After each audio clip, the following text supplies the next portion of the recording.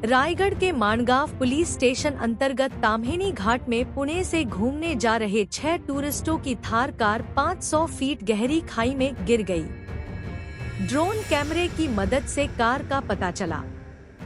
ये 6 लोग पुणे के खड़कवासला उत्तम नगर के निवासी थे और सोमवार देर रात कोंकण के लिए निकले थे।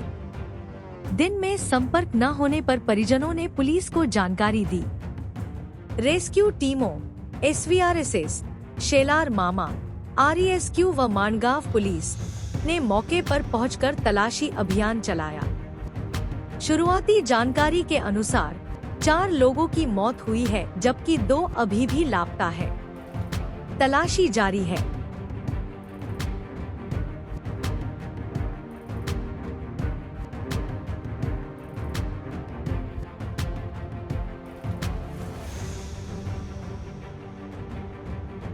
अपघात आहे जे 6 तरुण पुण्यावरून इकडं कोकणामध्ये जाण्यासाठी निघालेले होते। त्यांची गाडी जी आहे ड्रायव्हरचं कदाचित नियंत्रण सुटल्यामुळे ती खाली गेलेली ताम्हिनी घाटामध्ये। तर त्या अनुषंगाने सध्या स्थानिक बचाव पथकांच्या मदतीने बचाव कार्य आमचं चालू आहे। सध्या टीम मेंबर खाली आहेत। आतापर्यंत 6चे 6 डेड बॉडीज जे आहेत ह्या मिळालेल्या आहेत खाली। पैकी एक डेड बॉडी आता थोड्या वेळापूर्वीच आपण वरती आणलेली आहे।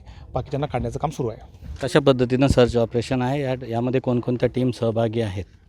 यामध्ये जिल्हा प्रशासनाच्या वतीने आपले तहसीलदार साहेब आहेत, मेडिकलची टीम आहे आणि प्रामुख्याने सगळ्यात मोठं वर्क याच्यामध्ये जे आहे ही SVRSS रेस्क्यू टीम जी कोलाडची आहे ती एक आपल्याकडे मुख्य भूमिकेमध्ये आहे।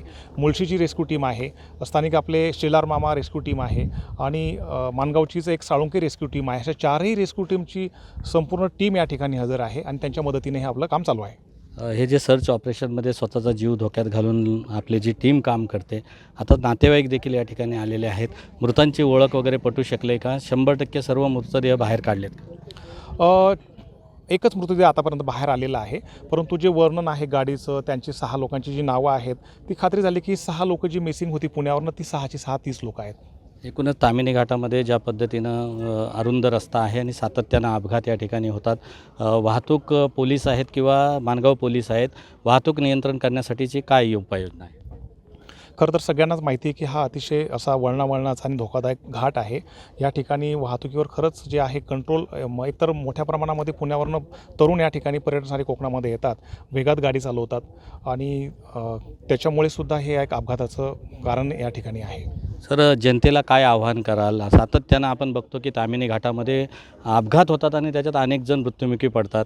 काय नेमकी कारणं आहेत? जनतेला आपण काय आव्हान कराल की कशा पद्धतीनं सुरक्षितता सतर्कता बाळगली पाहिजे? जनतेला किंवा सर्व वाहनधारकांना एवढीच आवाहन आमच्या या निमित्ताने आहे की आपण रस्त्यावर चालताना स्वतःची काळजी घ्या, इतरांची काळजी घ्या, वाहतुकीचे नियम पाळा आणि कुठेही दिलेले नियम तोडू नका।